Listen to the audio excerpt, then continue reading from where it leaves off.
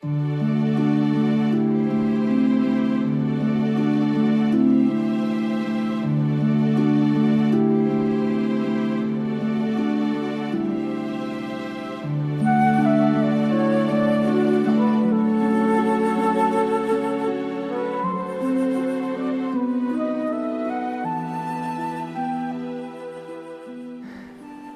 tema de este momento es el buen pastor de ovejas. Vamos a analizar de que había un buen pastor al inicio de la historia humana, Abel allá en el Génesis, y también habrá un buen pastor al final de la historia humana en el Apocalipsis. Abel fue matado por su hermano Caín, lamentablemente por cuestiones religiosas. Y algo parecido ocurrirá una vez más al fin de la historia humana, cuando el último buen pastor de ovejas también será perseguido por sus propios hermanos, por cuestiones religiosas, inclusive con un decreto de muerte. Abel en aquel entonces eligió ser un pastor de ovejas, porque él entendía lo que estaba en juego. En juego estaba la verdad. En juego estaba la verdadera adoración, la libertad religiosa, la obediencia a la voluntad divina. Y también el buen pastor del tiempo del fin entenderá lo mismo, lo que está en juego. Yo quiero retroceder un poco en la historia para que entendamos acerca del primer buen pastor de ovejas. Ustedes recuerdan que en la creación todo lo que Dios hizo era bueno en gran manera. Los animales eran tiernos, pacíficos, amorosos. Eran como mascotas. Uno podía jugar con un oso, con un león, con un leopardo, como si fuese una mascota, pues no hacía daño. Los animales aún eran vegetarianos antes de la caída en pecado. Antes que todo cambió. Ahí en Génesis 1:30 ustedes pueden leer que los animales, inclusive los que hoy conocemos como salvajes, ellos solo comían plantas verdes. Era el paraíso, era el jardín Edén. Pero cuando entró el pecado, todo cambió. Y algunos animales se volvieron salvajes, no domesticados. Esa es la descripción que da el diccionario. Un animal salvaje no domesticado hace su propia voluntad, sigue su propio instinto, tiene libertad de matar, de perseguir, de someter, rige la ley de la selva y de esta manera someter al más débil. Qué triste lo que pasó, los animales se convirtieron en fieras sanguinarias, cazadores de presas, carnívoros. Y entonces recordamos cómo era el mundo antes del diluvio. El mundo antes del diluvio era un enorme, gigante continente, un supercontinente. Dios había creado un continente original. Entonces, lamentablemente, con el diluvio, este fue destruido y fueron separándose los continentes. Pero antes estaban todos unidos. Y entonces no había dónde escapar, no había dónde huir para los animales, sí domésticos, indefensos, como por ejemplo los corderos, las ovejas. ¿Dónde podían huir y escapar? No había forma. Era ahora un conflicto abierto. Ahí estaban. Y ahora entendemos la necesidad de un pastor de ovejas. Se requería alguien que arriesgaba su propia vida para proteger las ovejas y los corderos de los leones, de los osos, de los leopardos y de las demás bestias terribles y espantosas. Y entonces Abel entendió su llamado. Retrocederemos un poquito más en la historia. ¿Por qué había la necesidad de un pastor de ovejas específicamente? Adán y Eva habían pecado, habían desobedecido. En Génesis 2, el versículo 17, dice que ellos tenían que morir ese día. Dios había dicho, el día que de él comieras, ciertamente morirás. Ese día. Ellos tenían que morir por su pecado. Pero ¿qué pasó? Ustedes pueden leer en Génesis 3:21 que se les puso túnicas de pieles, se los vistió. Alguien murió en su lugar. Un cordero murió en su lugar. Esto lo sabemos gracias a Apocalipsis 13, el versículo 8, donde nos habla de Jesucristo y de que Él fue sacrificado, inmolado desde el principio, desde el inicio del mundo. Pues Jesucristo en forma de este cordero simbólicamente fue sacrificado en ese día. Y Adán y Eva fueron recubiertos con túnicas de pieles del Cordero de Dios que quita el pecado del mundo. Ese Cordero prefiguraba lo que iba a ser Jesucristo miles de años después en la cruz del Calvario. Ese Cordero había derramado su sangre. Esto era el cumplimiento en la simbología de la primera profecía mesiánica de Génesis 3:15, donde les fue dicho a Adán y Eva que vendría en el futuro uno que aplastaría la cabeza de la serpiente. Uno vendría que arreglaría el problema del pecado. Y ahora todos esos sacrificios de corderos, de ovejas, prefiguraban a Cristo en la cruz. Y entonces Abel entendió esto. Abel lo entendió. Y él se dedicó a ser un pastor de las ovejas para proteger el símbolo de Jesucristo, literalmente arriesgando su vida de las bestias salvajes. Se necesitaba un pastor de ovejas, ¿no es así? Entonces, él entendió, él tuvo fe. Eso es justamente lo que dice la Biblia. Vengan conmigo al libro de los Hebreos. Hebreos capítulo 11, aquí nos indica qué es lo que tenía Abel. Él tenía algo que se llama fe. Hebreos 11, versículo 1. Es pues la fe la certeza de lo que se espera, la convicción de lo que no se ve. ¿Qué es la fe? La certeza de lo que se espera. ¿Qué esperaba Abel? El Redentor, el Mesías. Él esperaba al Cordero de Dios que quitaría el pecado del mundo, que vendría en el futuro, según la promesa de Génesis 3:15. Entonces, él esperaba aquel del cual San Juan dijo en Juan 1:29, he aquí el Cordero de Dios que quita el pecado del mundo. Del cual dice San Pedro en 1 de Pedro 1:18 y 19, que ese Cordero derramó su sangre inmaculada, sin pecado, con un propósito para rescatarnos de nuestra vana manera de vivir.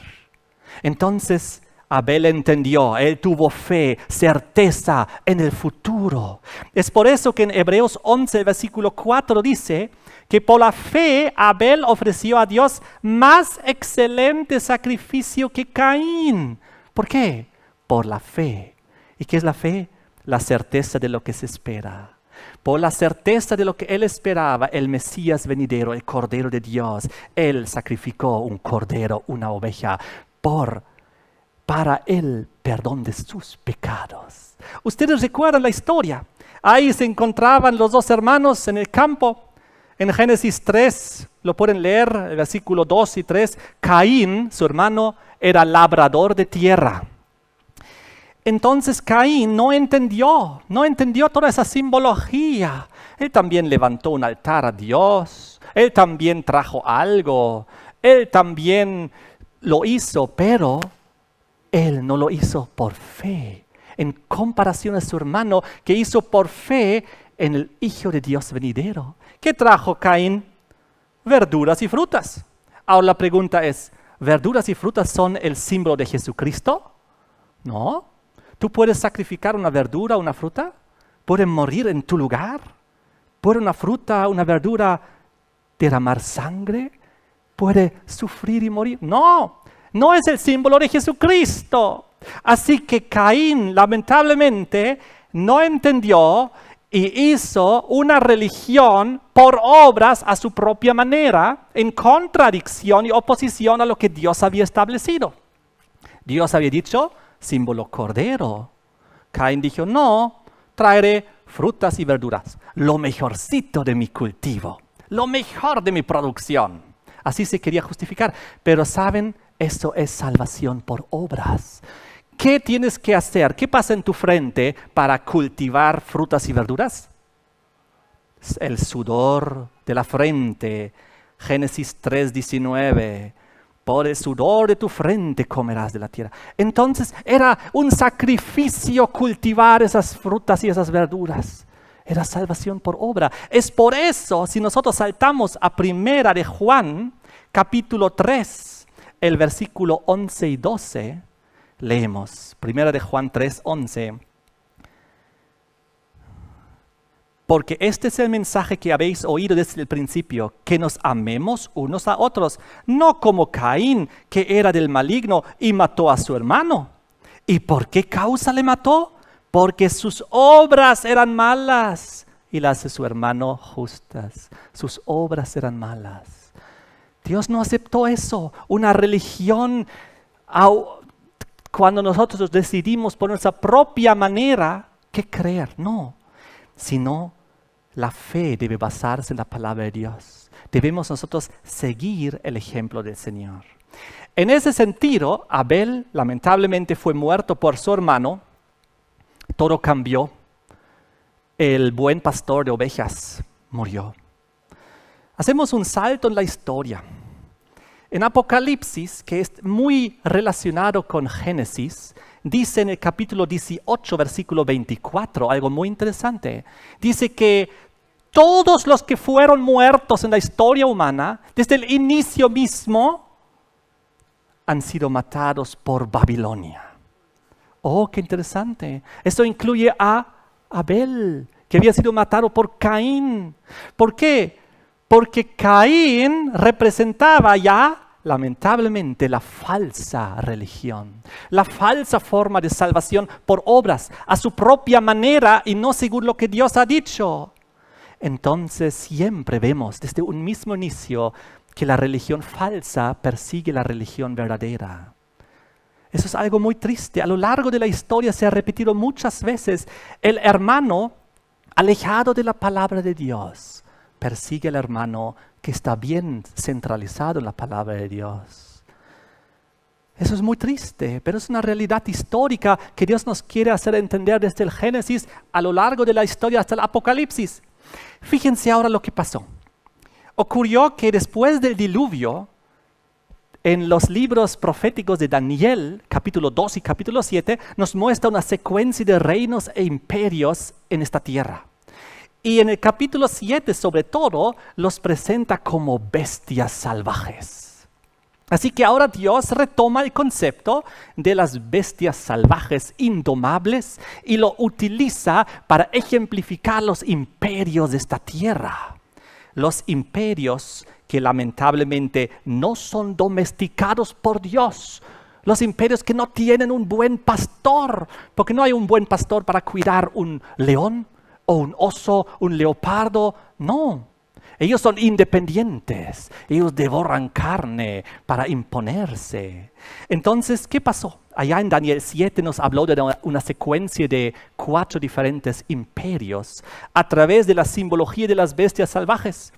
El primero, el león, luego el oso, el leopardo y una bestia terrible y espantosa.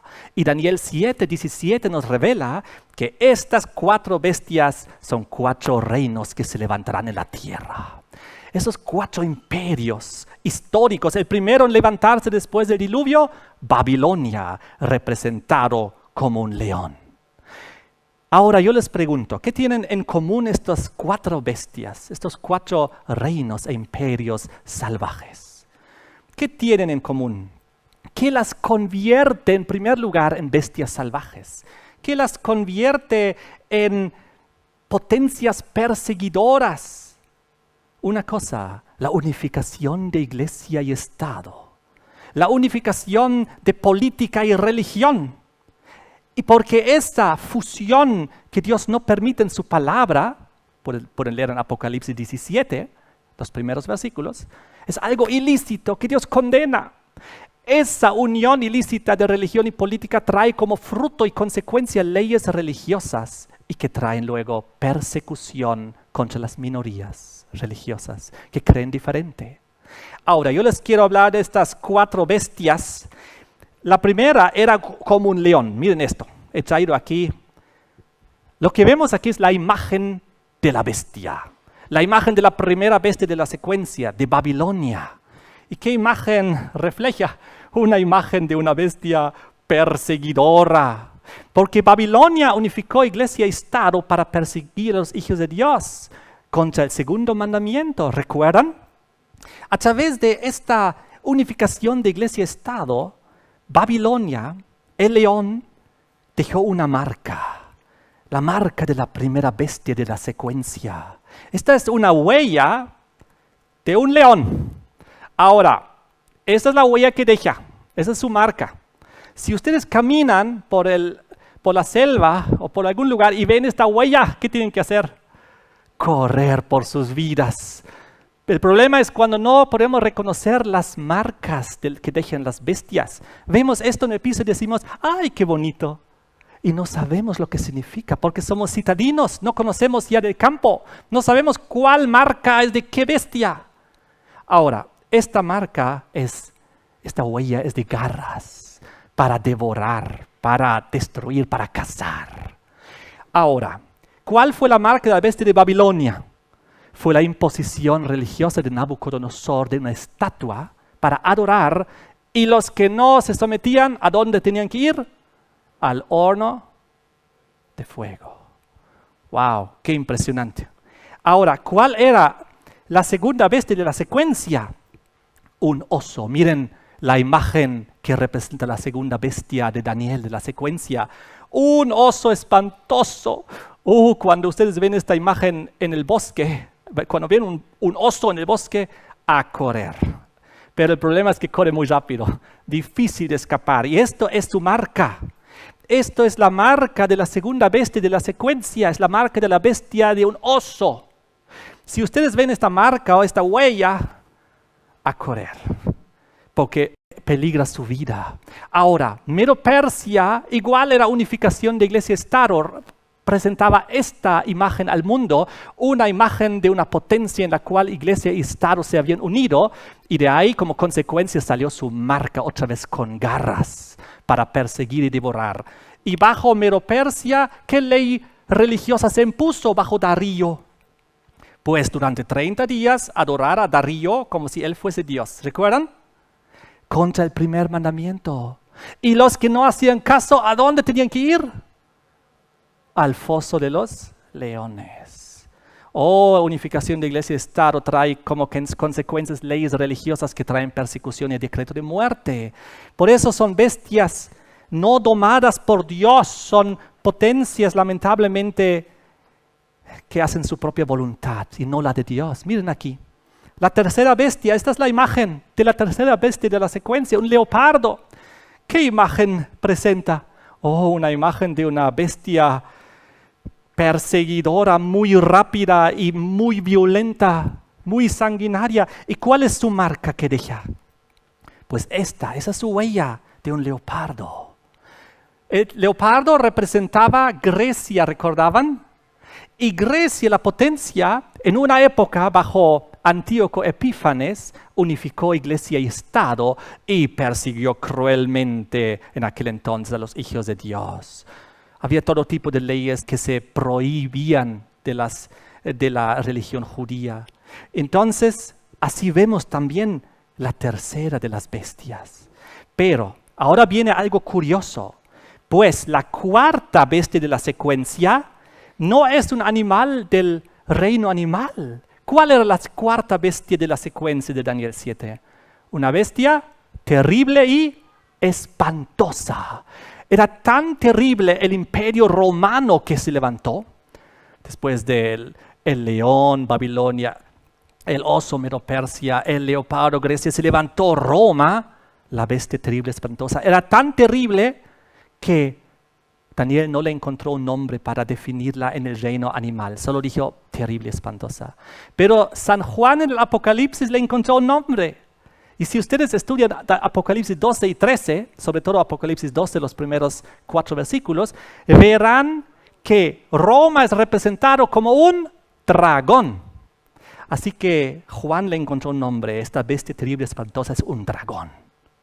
Ahora, aquí está la imagen de un dragón.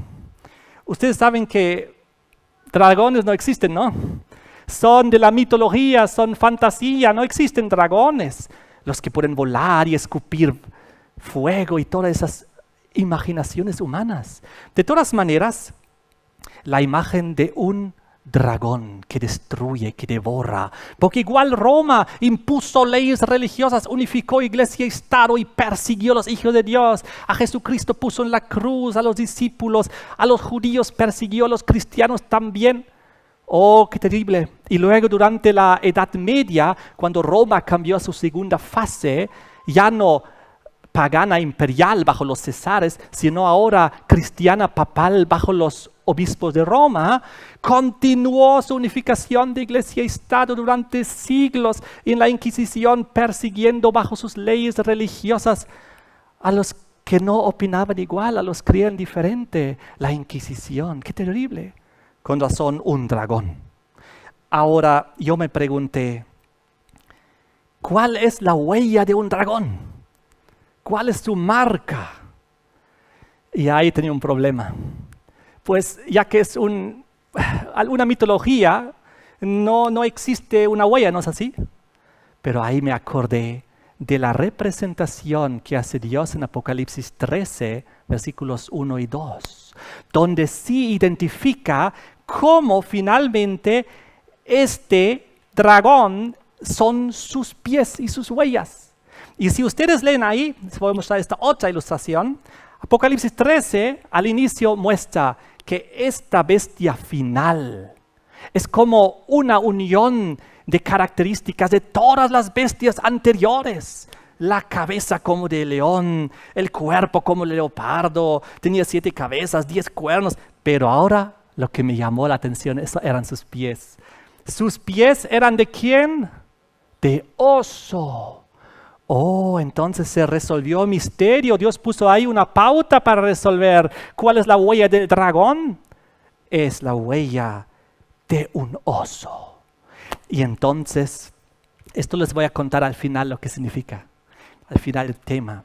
Pero frente a toda esta situación ocurrió lo siguiente. Los protestantes perseguidos huyeron a América. Fue descubierto América. Huyeron allá y levantaron una nueva nación. En Apocalipsis 13, versículo 11, descrita como ¿qué bestia? Como un cordero. Entonces hay una ruptura total en la secuencia de potencias. Después de todas las potencias sanguinarias, perseguidoras, de repente aparece una potencia como un cordero. ¿Y el cordero símbolo de quién es? De Jesucristo. ¿Y el dragón símbolo de quién es? Del diablo. Y entonces si ustedes ven la imagen de esta bestia, es muy diferente, ¿no? No les va a espantar.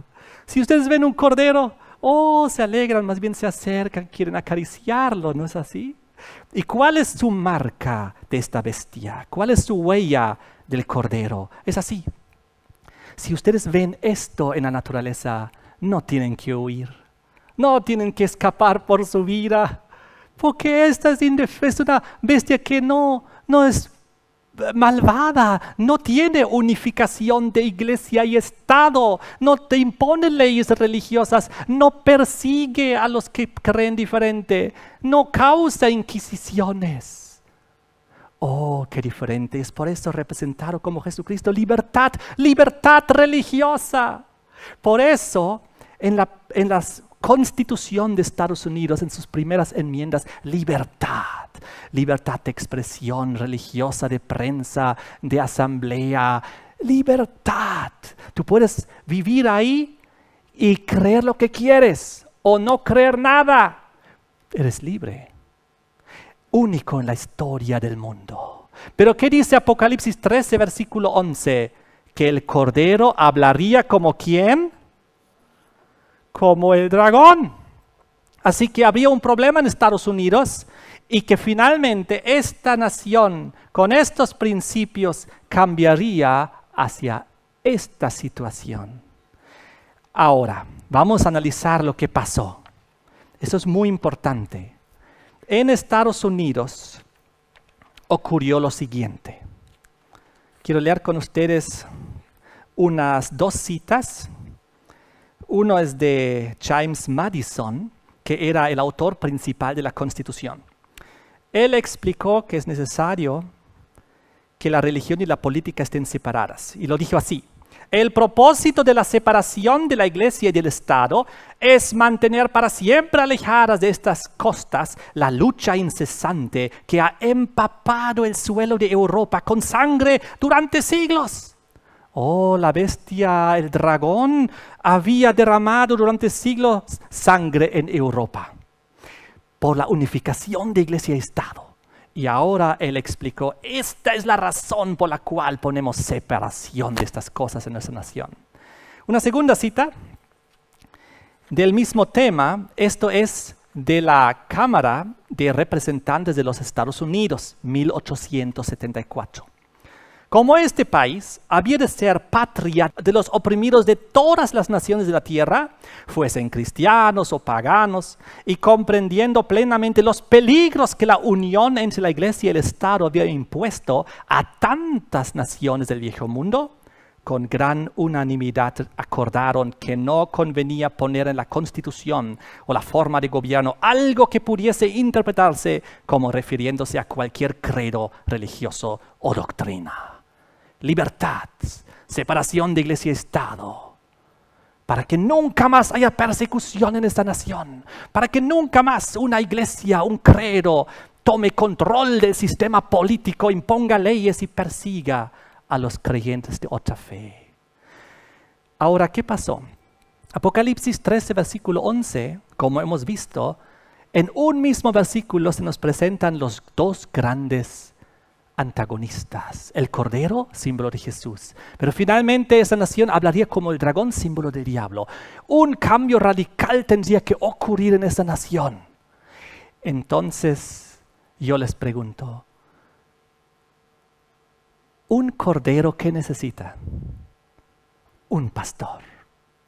Un cordero necesita un pastor, un buen pastor, para protegerla de las bestias salvajes. ¿No es así? Tal como en el mundo, antes del diluvio, después de la caída en pecado, Abel se dedicó a ser el primer pastor de ovejas, que entendió su llamado y lo que estaba en juego para proteger las ovejas, los corderos literales de las bestias salvajes. Ahora encontramos en Apocalipsis 13 que hay un cordero ahí, pero un dragón lo está atacando. Y no solo es un dragón, según el versículo 2 y la imagen que hemos visto antes, es un conglomerado de todas las tipos de potencias salvajes de la tierra, uniendo todos esos tipos de conceptos con un propósito de derrumbar y destruir la oveja. El cordero tiene que caer. Eso es lo que está mostrándonos en la profecía. Para que no caiga el cordero, para que pueda mantenerse, para que tenga protección, necesita un buen pastor. ¿Cuándo se fundaron los Estados Unidos? 1776. ¿Cuándo se levantó la Iglesia Adventista del Séptimo Día en esa nación? 1844. ¿Quién viene primero, el pastor o el cordero?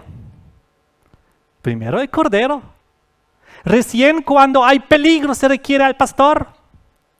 Mire lo que pasó allá en el jardín Edén, ahí con Abel. En el jardín Edén, antes del pecado, los corderos no necesitaban pastor. No había bestias salvajes. Pero ¿qué pasó? Cuando entró el pecado y todo cambió, las bestias se volvieron salvajes, indominables. Dios ya no las dominaba, necesitaban un pastor.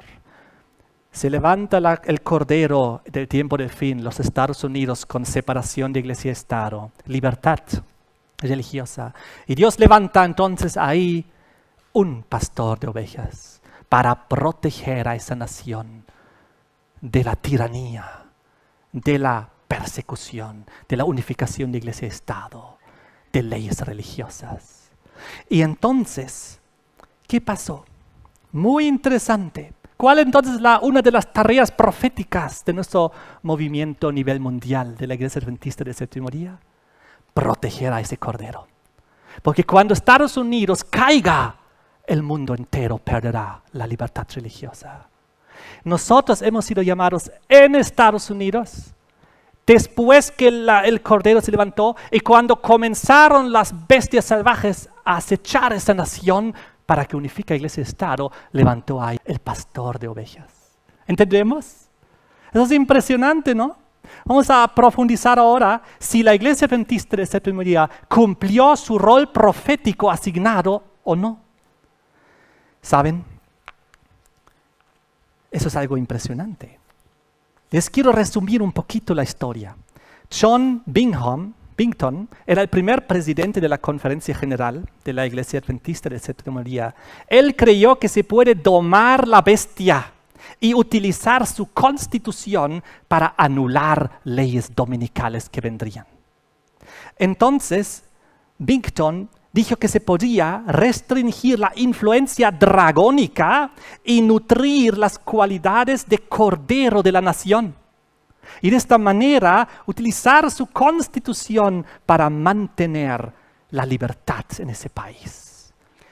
Así que ellos tuvieron acciones públicas como iglesia, no solo orar, sino influenciar el orden público para crear un pequeño espacio de tiempo, porque ellos sabían que esta nación caería en algún momento. Unificación de iglesia y Estado, los religiosos tomarían control de los políticos y entonces entrarían sus dogmas. Y entonces vendría la persecución final de la cual habla el Apocalipsis. Entonces, tras la guerra civil en Estados Unidos, los líderes protestantes de esa nación intentaron hacer la nación más cristiana y lo hicieron a través de imposición de leyes dominicales. Philip Scharf, un teólogo e historiador de la iglesia, él describió en 1863 que el sábado civil, estamos hablando ahí del domingo, elevado por leyes como esencial para la moral pública y la autopreservación del Estado. Hay que mantener el descanso dominical y eso significa la preservación de la civilización cristiana. Así que ellos querían, los protestantes, imponer leyes dominicales para hacer la nación supuestamente más cristiana a través de métodos de legislación civil. En 1860 comenzó un movimiento del clero evangélico, la Asociación de Reforma Nacional, y ellos llamaron a una enmienda. Y esa enmienda era para hacer de Estados Unidos una nación cristiana con leyes cristianas y entre ellas el sábado cristiano, como lo llamaron, es decir, la elevación del domingo por ley. Ellos querían imponer en 1879 una ley dominical nacional. Y entonces, ¿qué pasó? Los adventistas advirtieron que esa agenda convertiría a Estados Unidos en una bestia perseguidora. Y Uriah Smith dijo una frase muy famosa: si las iglesias protestantes de nuestra nación son vestidas de poder para definir y castigar la herejía, para imponer sus dogmas bajo los castigos de la ley civil, ¿no tendríamos una representación del papado durante los días de su supremacía? Es decir, como en la Edad Media, cuando hubo las Inquisiciones. Así que los adventistas comenzaron a confrontar esas leyes dominicales que estaban saliendo. Estaban bajo amenaza de encarcelamiento, pero ellos comenzaron a usar el sistema democrático de Estados Unidos para detener el avance de la maquinaria de persecución en esa nación. Ellos trabajaron para sostener las cualidades del Cordero de la República y suprimir las manifestaciones de su carácter dragónico. En California, les quiero dar un ejemplo. Por primera vez los adventistas en el año 1858 entraron en acción política para defender sus derechos. ¿Y qué pasó ahí? Ahí salió unas leyes dominicales y se inició un debate muy fuerte sobre el sábado. Y era justo luego en la época de las elecciones presidenciales de 1882. Los líderes protestantes exitosamente consiguieron leyes dominicales más estrictas en aquel entonces. Hubo como 1.600 arrestos entre marzo y junio de 1882. No sé si ustedes sabían estas cosas, de que nosotros hablamos de una venidera ley dominical, pero ¿sabían que ya existían leyes dominicales en Estados Unidos? Estamos viendo esto en este momento. Allá en 1882 era tan fuerte que había 1.600 arrestos. Entre ellos estaba el mismo Wagoner, adventistas arrestados, judíos arrestados, inmigrantes chinos arrestados.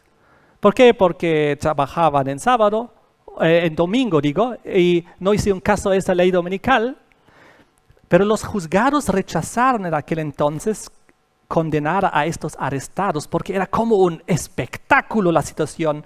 Había muchísimos ciudadanos rectos, ejemplares, prósperos de la sociedad, de repente ante los concilios. Ahí.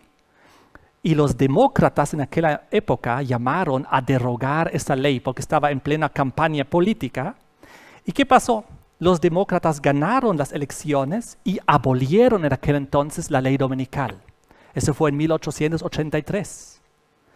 Y luego uno de los líderes de la alianza que había impuesto estas leyes dominicales dijo, recordando ese evento, la cabeza del clero de la Unión Cristiana dijo, lamento que 26,000 adventistas hicieron más peticiones y demandas que 26 millones de cristianos.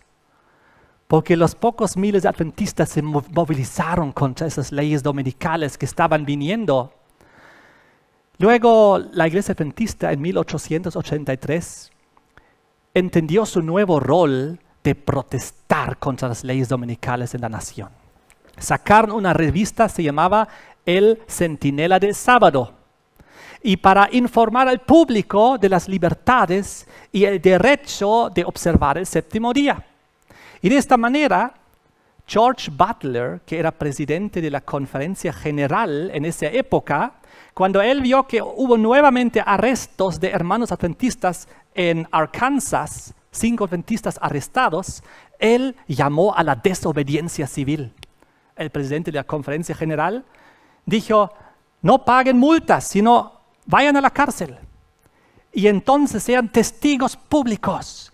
Y si los adventistas aceptan ir a la cárcel por cuestiones de conciencia, ellos provocarían una protesta pública y causando que su persecución rebote sobre sus oponentes. Y así fue. Un año después, 1887, la legislación de Arkansas instaló una excepción para los observadores del sábado. Y así había una lucha tremenda por la libertad en esa nación. Y estamos viendo aquí como el buen pastor de ovejas del tiempo del fin, que Dios levantó esta iglesia para defender la libertad religiosa en esa nación y por consecuencia en el mundo. 1888. ¿Quién de ustedes recuerda esa fecha? Ingresaron nuevamente al Congreso propuestas para leyes dominicales nacionales. 1888. ¿Ustedes saben qué otra cosa ocurrió en esa fecha?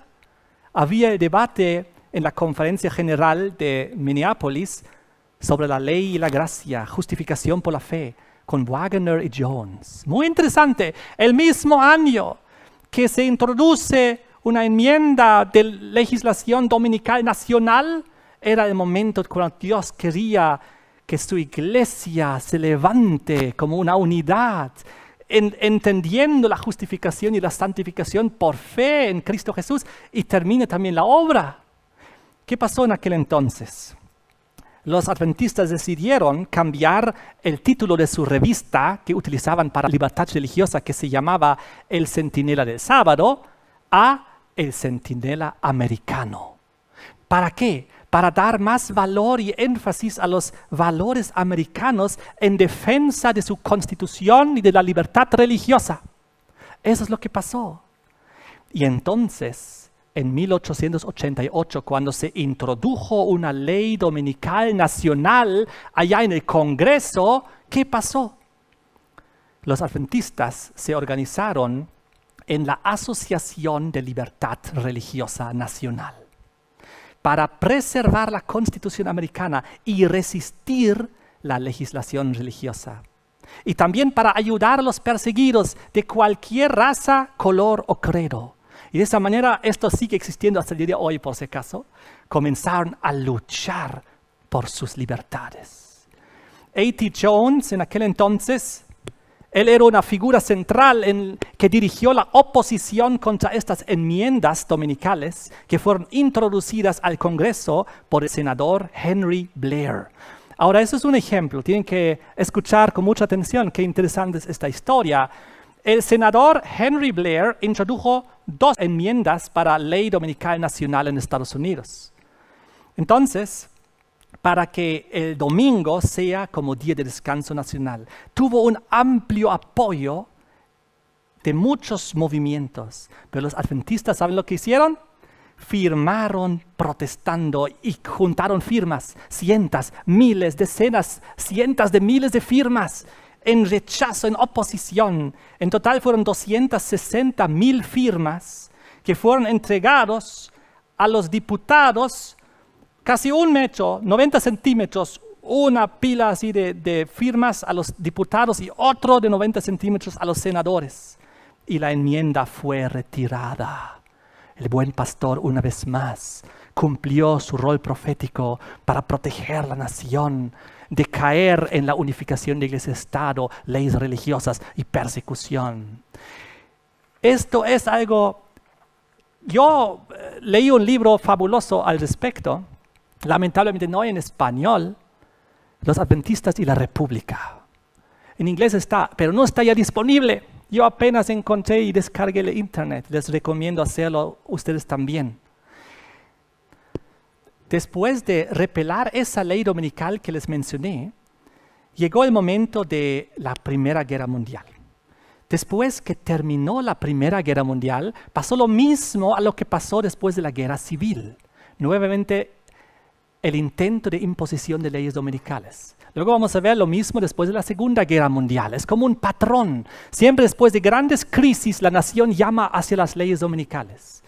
Ahí, después de la Primera Guerra Mundial, en 1920 hubo un nuevo impulso hacia la legislación dominical. Las iglesias sintieron una competencia por el descanso dominical tradicional por las cuestiones del mundo secular. De repente había cines por todo lado, radios, deporte profesional, excursiones de fin de semana en sus autos. Y entonces ellos querían preservar un tiempo de tranquilidad, libre de negocios, libre de trabajo o de entretenimiento. Y fue así que se impuso estas leyes dominicales y mucha gente fue arrestada nuevamente. Ahora estamos hablando de 1920. Antes éramos 1888, ¿recuerdan? Y ahora hubo muchos arrestos, gente tuvo que pagar multas, inclusive encarcelamientos.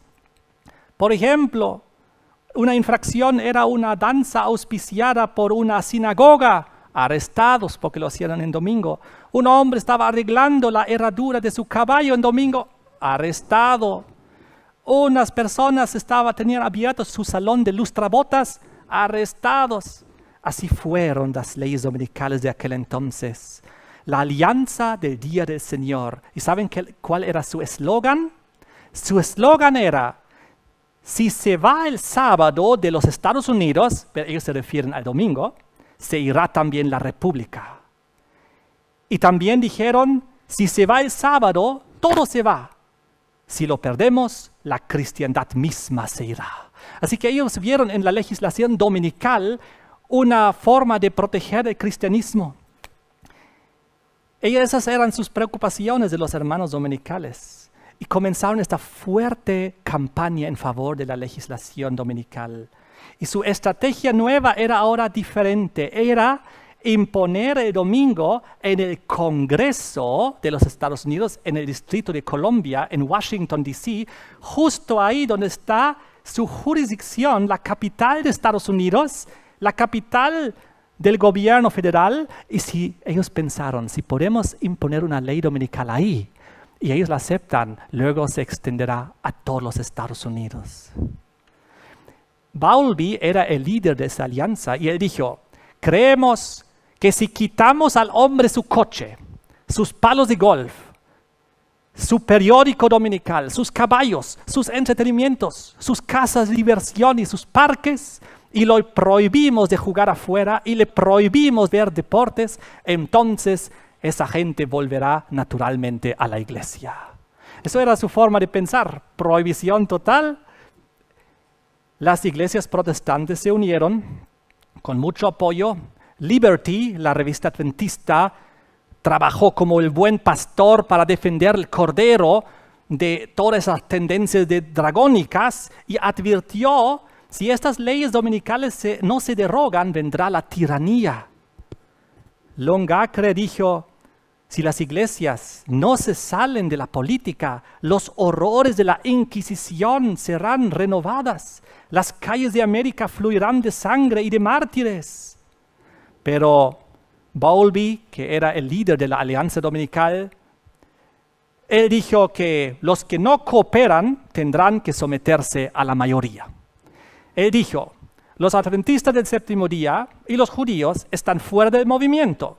Ellos tendrán que conformarse a la ley si tenemos éxito. Y el judío tendrá que observar nuestro sábado. Así estaba la situación en 1920. Pero, ¿qué pasó? En esa situación vinieron las propuestas de leyes dominicales, introducidas en casi cada sesión del Congreso durante toda la década de los años 90. Cada vez una sesión del Congreso, nuevas leyes dominicales, nuevas leyes dominicales. Todo el tiempo el buen pastor, la iglesia adventista, luchando en contra. Había otros grupos que también luchaban en contra, por ejemplo los judíos. Así, una ilustración es esta. William Langford introdujo en 1926 la ley HR 10.311, donde dice que era ilegal contratar cualquier persona o realizar cualquier negocio o actividad secular en el día del Señor, en el domingo. Penalidades, primera ofensa, $5 a $50. Siguiente ofensa, $25 a $500. Siguiente ofensa, 6 meses de cárcel. Eso fue la ley presentada en el Congreso Dominical Nacional, 1926. Había una enorme lobby religiosa, 20 organizaciones religiosas apoyando esa ley. Tuvieron muchas reuniones, pero gracias a Dios, por mucha oposición, también por los adventistas, fue rechazada la ley. Pero este mismo hombre, Langford, que había introducido esta ley, al año siguiente introdujo la misma ley con otro título, HR 78. Pero nuevamente, el activismo adventista llegó a ser tan intenso como nunca en su historia. La campaña más intensa y vigorosa de la historia de la Iglesia Adventista del Séptimo Día para derrocar esa propuesta de ley dominical nacional de 1927. La Asociación de Libertad Religiosa de los Adventistas movilizó esta campaña. ¿Y saben lo que pasó? Eso es impresionante. El Congreso fue inundado por peticiones, cartas y telegramas, firmas en contra de esta ley. 8,000 a 30,000 cartas entraron cada día durante días y días. Un congresista, dice la historia, recibió de 1,000 a 3,000 protestas por día y él estaba solo en un distrito. La revista adventista Liberty publicó la foto de una petición de 83 metros de largo con varios miles de firmas solo por la ciudad de Denver. Y así, en total, se recaudaron 7 millones de firmas de protesta contra el proyecto de la ley y que finalmente falló. Oh, el buen pastor de ovejas del tiempo del fin, protegiendo la nación de los Estados Unidos para que la iglesia no tome control del Estado, para que no vengan leyes religiosas y persecuciones. ¿Entendemos el rol profético? Ahora, Para terminar, les quiero decir, respecto a esos ejemplos de lo que ocurrió en Estados Unidos, casi 150 propuestas de leyes dominicales fueron introducidas en el Congreso entre 1888 y 1933. 150 propuestas de leyes dominicales, muchas de ellas nacionales. Pero ¿qué pasó? Ninguna tuvo éxito. Cada una fracasó. Porque la Iglesia Adventista del Séptimo Día hizo sus tareas, cumplió su rol profético de luchar por la libertad religiosa, de separar iglesia y Estado, para que el Cordero no pueda convertirse en dragón. Pues el momento que esto ocurre, estamos en las últimas del Apocalipsis y ya Cristo está por venir. Una vez que el dragón ya toma control del Cordero, entonces finalmente, cuando salga la ley dominical, que nosotros, cuando esté por salir, tendremos igual vehementemente que contraatacar y oponernos a ella con firmas y con todo lo que podamos hacer. Pero llegará el momento cuando proféticamente Estados Unidos comenzará a hablar como dragón, cuando se impondrá la ley dominical nacional, cuando finalmente vendrán las persecuciones. Pero nosotros debemos luchar, tal como luchamos históricamente, porque tenemos una convicción y nosotros tenemos que dar un testimonio por la verdad y la libertad. Pero yo les quiero contar que todos estos ejemplos que les di eran solamente por protestantes queriendo imponer leyes dominicales. No sé si se han dado cuenta, pero después de la Segunda Guerra Mundial, en 1958, una vez más se reavivó esta cuestión en los Estados Unidos. Pero esta vez había un cambio, había una gran novedad, una diferencia. Esta vez se unió la Iglesia Católica a los protestantes con la intención de imponer el domingo en los Estados Unidos. La primera vez, ahí fue en 1958, los líderes religiosos católicos se unieron al llamado la acción pública para cerrar las tiendas en domingo. El arzobispo de Oregón hizo mucha oposición contra la ley, el decreto Ash-Roseblatt. No sé si alguien escuchó, porque había un judío que dijo y fue al Senado ahí y dijo: yo quiero un sábado justo que permitirá que los negocios de los judíos sí puedan abrir en domingo, una excepción porque somos judíos y creemos diferente. Pero el cardenal Spellman se opuso vehementemente y los congresistas y legisladores católicos votaron en contra y prohibieron a este judío abrir su tienda diciendo: tienes que someterte a nuestra ley dominical. Kelly dijo en aquel entonces que la jerarquía romana católica está convirtiéndose en el árbitro y propietario de toda legislación respecto a la moral o asuntos religiosos. Y ahí los adventistas vieron, eso es lo que siempre hemos estado predicando. Iglesia Católica y los protestantes se unirán para juntos avanzar y ir imponiendo estas leyes dominicales. Para ellos no era una novedad, no se sorprendieron, más bien fue confirmada su interpretación profética que se están alineando los actores para la crisis final. Es lo que pasó tras la Segunda Guerra Mundial. Desde entonces, queridos amigos y hermanos, gracias a Dios, no se levantaron intentos de imponer leyes dominicales como estas veces que hemos visto tras la guerra civil, tras la Primera Guerra Mundial, tras la Segunda Guerra Mundial. Seguramente cuando haya una siguiente grande crisis se volverán a intentar introducir. Quiero terminar diciendo lo que vimos aquí, que la bestia de Apocalipsis 13 tiene pies como de oso. Entonces podemos preguntarnos, ¿y cuál significado tendrá? ¿Por qué no tiene pies de león o pies de leopardo? ¿Por qué justo de oso? ¿Qué es lo que nos quiere decir Dios en su simbología acerca de este dragón que en la fase final impondrá su marca de autoridad? ¿Por qué justo la huella de un oso? Y yo les quiero decir por qué. El oso era símbolo de qué potencia. Medo-Persia, ¿no? Medo-Persia, y esto era su marca. Cuando en Medo-Persia se unió iglesia y Estado bajo Darío, hubo una ley religiosa que era durante 30 días adorar solo al emperador. ¿Recuerdan? Eso era su marca de autoridad con la cual perseguían ahora a Daniel y a sus amigos. Y si ustedes vienen conmigo a Daniel capítulo 6, versículo 4 y 5, vemos cómo era ese problema para entender el conflicto final y cuál será la marca final de la bestia de Apocalipsis 13.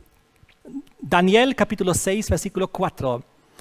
Entonces los gobernadores y sátrapas buscaban ocasión para acusar a Daniel en lo relacionado al reino, mas no podían hallar ocasión alguna o falta, porque él era fiel y ningún vicio ni falta fue hallado en él.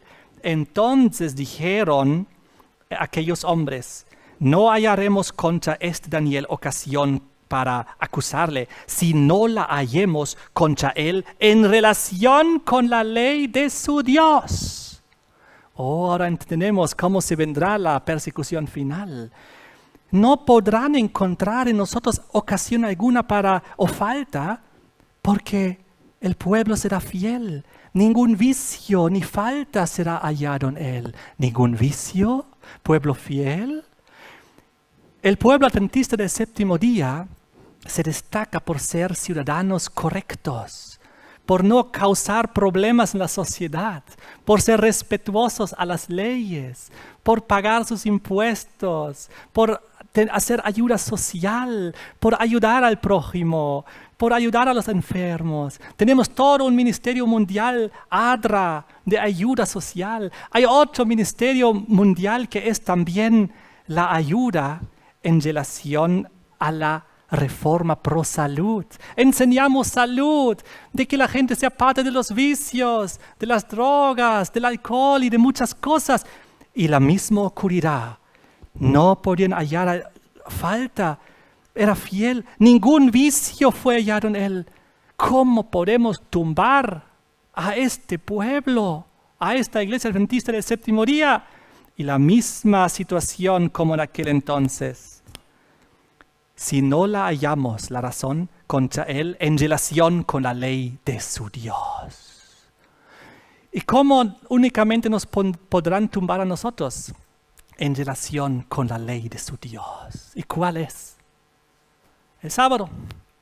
Imponiendo una ley dominical es la única posibilidad que Roma nos pueda hacer caer. La única posibilidad de encontrar una justificación para perseguir. No hay otra. Y entonces es por eso que tiene huellas de oso, porque se repite la historia de Medo-Persia en el tiempo del fin.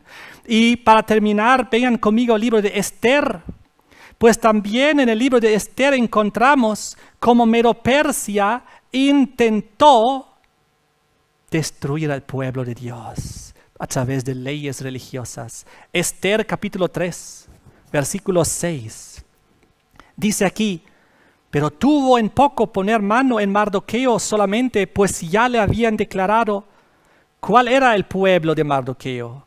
Y procuró Amán destruir a todos los judíos que había en el reino de Asuero, al pueblo de Mardoqueo. Versículo 8.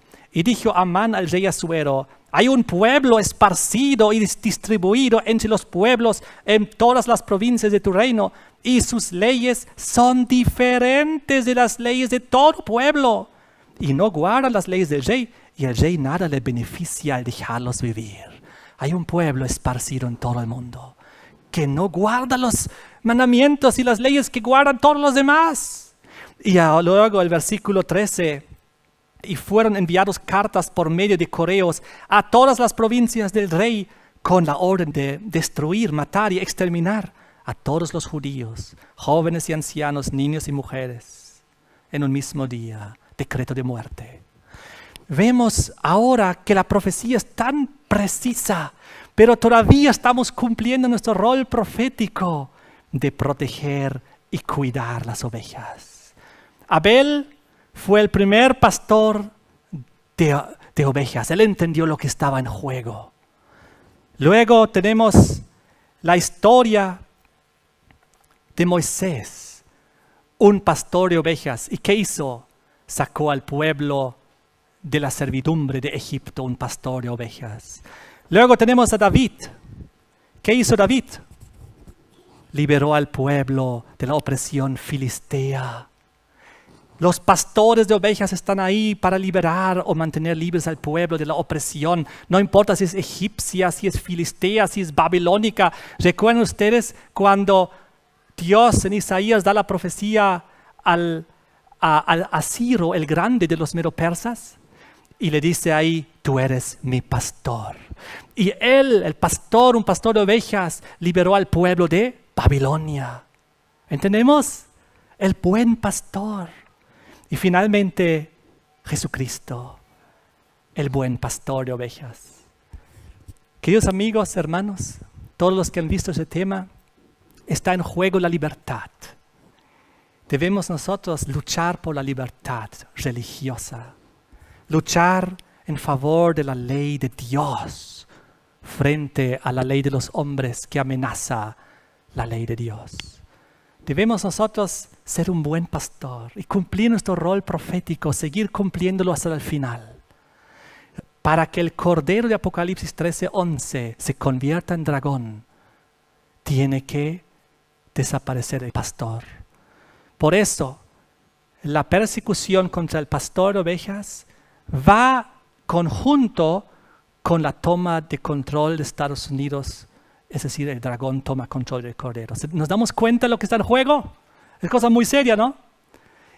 Una vez que caiga Estados Unidos, el cordero, el único que en este mundo mantiene en constitución libertad, entonces todo este mundo caerá en la crisis final babilónica, en la oscuridad de las tinieblas finales antes del retorno de Jesucristo. Por eso es tan importante que nosotros todos seamos fieles testigos, enseñemos estas verdades, luchemos por las libertades religiosas. Cristo viene pronto, el buen cordero viene pronto para rescatarnos a nosotros. Y luego iremos a un reino celestial mucho mejor, donde ya nunca más bestias que nos van a perseguir, ni leones nos van a perseguir, ni osos, ni leopardos, ni bestias terribles y espantosas. Todo eso pasará. Nuevamente serán domados, domésticos. Podremos jugar con ellos, porque nuevamente se pondrán bajo la voluntad de Dios, del Creador. Que Dios nos bendiga y ahí donde estamos, inclinemos el rostro para una oración. Padre nuestro, te damos gracias por tu palabra, te pedimos que nos bendigas para entender esos temas y tomar posición. Tú vienes pronto, las fuerzas del mal están ahí uniéndose en contra de tu pueblo y para derrumbar al Cordero. Señor, te pedimos que nos ayudes a hacer nuestra parte, a estar contigo, tú eres el buen pastor.